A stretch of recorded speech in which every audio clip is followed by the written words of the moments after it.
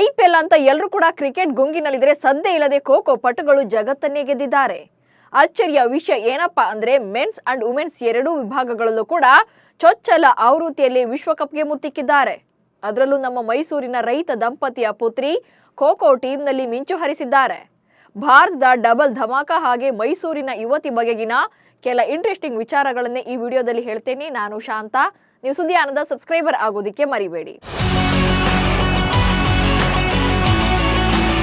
ಮೊದಲ ಖೋ ವಿಶ್ವಕಪ್ನಲ್ಲಿ ಭಾರತಕ್ಕೆ ಭಾನುವಾರ ಡಬಲ್ ಖುಷಿ ಸಿಕ್ಕಿದೆ. ಮೊದಲು ಮಹಿಳಾ ತಂಡ ವಿಶ್ವಕಪ್ ಫೈನಲ್ನಲ್ಲಿ ಭರ್ಜರಿ ಗೆಲುವು ಸಾಧಿಸುವ ಮೂಲಕ ಟ್ರೋಫಿಗೆ ಮುತ್ತಿಕ್ಕಿದ್ರು.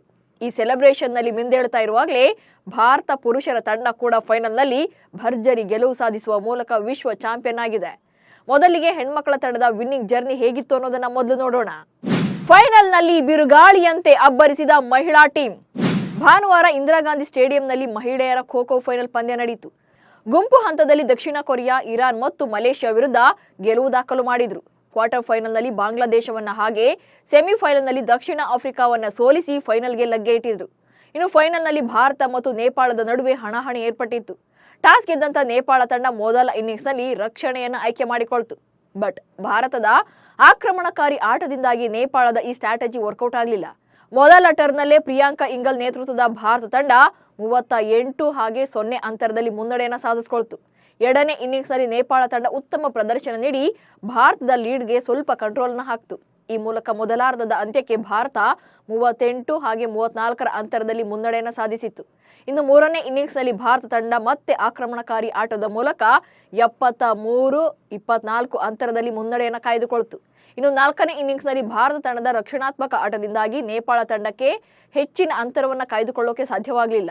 ಕೊನೆಯಲ್ಲಿ ಭಾರತ 78-40 ಅಂತರದಲ್ಲಿ ಗೆಲುವನ್ನು ತನ್ನದಾಗಿಸಿಕೊಳ್ತು. ಈ ಮೂಲಕ ಚೊಚ್ಚಲ ವಿಶ್ವಕಪ್ನಲ್ಲಿ ಮಹಿಳಾ ತಂಡ ಟ್ರೋಫಿಗೆ ಮುತ್ತಿಕ್ಕಿತು. ಕನ್ನಡಿಗರಿಗೆ ಮತ್ತೊಂದು ಖುಷಿಯ ವಿಚಾರ ಅಂದ್ರೆ ಈ ತಂಡದಲ್ಲಿ ನಮ್ಮ ಮೈಸೂರಿನ ಯುವತಿ ಕೂಡ ಸ್ಥಾನವನ್ನ ಪಡ್ಕೊಂಡಿದ್ರು. ವಿಶ್ವಕಪ್ ತಂಡದಲ್ಲಿ ಮಿಂಚಿದ ಮೈಸೂರಿನ ಚೈತ್ರ. ಇನ್ನು ವಿಶ್ವಕಪ್ ಗೆದ್ದಂತ ತಂಡದಲ್ಲಿ ಮೈಸೂರಿನ ಚೈತ್ರ ಕೂಡ ಸ್ಥಾನ ಪಡ್ಕೊಂಡಿದ್ರು. ಮನೆಯಲ್ಲಿನ ಕಷ್ಟಗಳನ್ನೆಲ್ಲ ಪಕ್ಕಕ್ಕಿಟ್ಟು ಸವಾಲುಗಳನ್ನೆಲ್ಲ ಮೆಟ್ಟಿ ನಿಂತು ಗುರಿಯನ್ನ ಮುಟ್ಟಿದ್ರು. ಖೋ ವಿಶ್ವಕಪ್ನಲ್ಲಿ ಭಾರತೀಯ ಮಹಿಳಾ ತಂಡವನ್ನ ಪ್ರತಿನಿಧಿಸಿದಂತ ಮೈಸೂರು ಜಿಲ್ಲೆಯ ಮೊದಲಿಗರು ಹಾಗೆ ರಾಷ್ಟ್ರೀಯ ಮಹಿಳಾ ತಂಡಕ್ಕೆ ಆಯ್ಕೆಯಾದಂತ ದಕ್ಷಿಣ ಭಾರತದಿಂದ ಏಕೈಕ ಆಟಗಾರ್ತಿ ಕೂಡ ಆಗಿದ್ರು. ಚೈತ್ರ ಅವರು ಮೈಸೂರು ಜಿಲ್ಲೆ ಟಿ ನರಸೀಪುರ ತಾಲೂಕಿನ ಕುರುಬೂರು ಗ್ರಾಮದವರು. ಆ ಗ್ರಾಮದ ರೈತ ದಂಪತಿ ಆಗಿರುವಂತ ಬಸವಣ್ಣ ಹಾಗೆ ನಾಗರತ್ನ ಅವರ ಪುತ್ರಿ. ಖೋ ಬಗ್ಗೆ ತುಂಬಾನೇ ಇಂಟ್ರೆಸ್ಟ್ ಅನ್ನ ಹೊಂದಿದ್ದಂತ ಚೈತ್ರ ಮನೆಯಲ್ಲಿ ಅಷ್ಟಕ್ಕೇನು ಸೌಕರ್ಯಗಳಿರಲಿಲ್ಲ ಆಕೆಗೆ. ಚೈತ್ರ ಅವರ ಕುಟುಂಬ ಅವರ ಸ್ಕೂಲ್ ಫೀಸ್ ಭರಿಸುವಷ್ಟು ಕೂಡ ಸೌಲಭ್ಯ ಇರಲಿಲ್ಲ. ಆದ್ರೆ ಚೈತ್ರ ಆಗಿದ್ದ ಇಂಟ್ರೆಸ್ಟ್, ಬುದ್ಧಿವಂತಿಕೆ, ಆಸಕ್ತಿ ಎಲ್ಲವನ್ನು ಕೂಡ ಗಮನಿಸಿ ಅವರನ್ನ ಕುರುಬೂರಿನ ವಿದ್ಯಾದರ್ಶಿನಿ ಶಾಲೆಗೆ ಸೇರಿಸಿದ್ರು ಅವರ ಸ್ನೇಹಿತರು, ಅಂದ್ರೆ ಅವರ ಫ್ಯಾಮಿಲಿ ಫ್ರೆಂಡ್ ಒಬ್ರು. ಈ ವೇಳೆ ಗಣಿತ ಶಿಕ್ಷಕ ಮಂಜುನಾಥ್ ಚೈತ್ರಾಗೆ ಗುರುವಾಗಿದ್ರು. ಚೈತ್ರರ ಸಾಮರ್ಥ್ಯವನ್ನ ಹಾಗೆ ಕ್ರೀಡೆ ಬಗ್ಗೆ ಆಕೆಗೆ ಇರುವಂತ ಆಸಕ್ತಿಯನ್ನ ಗಮನಿಸಿದಂತ ಮಂಜುನಾಥ್ ಅವರು ಚೈತ್ರಾಗೆ ಸರಿಯಾದ ಮಾರ್ಗದರ್ಶನವನ್ನ ಮಾಡಿದ್ರು. ಸದ್ಯ ಚೈತ್ರ ಅವರು ಮಂಡ್ಯ ಜಿಲ್ಲೆಯ ಪಾಂಡವಪುರದ ಶ್ರೀ ಶಂಭುಲಿಂಗೇಶ್ವರ ಕಾಲೇಜಿನಲ್ಲಿ ದೈಹಿಕ ಶಿಕ್ಷಣದಲ್ಲಿ 2ನೇ ವರ್ಷದ ಪದವಿಯನ್ನು ಓದ್ತಾ ಇದ್ದಾರೆ.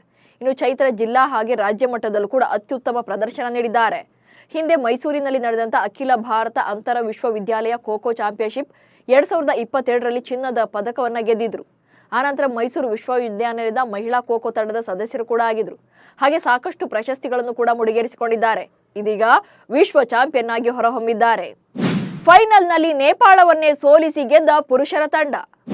ಇಲ್ಲಿ ಇಂಟ್ರೆಸ್ಟಿಂಗ್ ವಿಚಾರ ಅಂದ್ರೆ ಮಹಿಳೆಯರ ಬಳಿಕ ಪುರುಷರ ತಂಡ ಕೂಡ ವಿಶ್ವಕಪ್ ಫೈನಲ್ ಅನ್ನು ಗೆದ್ದಿದೆ.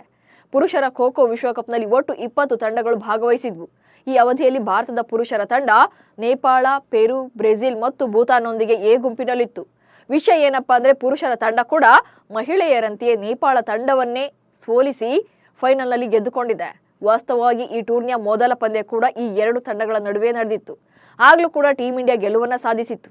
ಇದೀಗ ನಡೆದಂತ ಫೈನಲ್ನಲ್ಲೂ ಕೂಡ ಭಾರತ ತಂಡ ನೇಪಾಳವನ್ನ ಸೋಲಿಸಿ ಟ್ರೋಫಿಯನ್ನ ಗೆದ್ದುಕೊಂಡಿದೆ.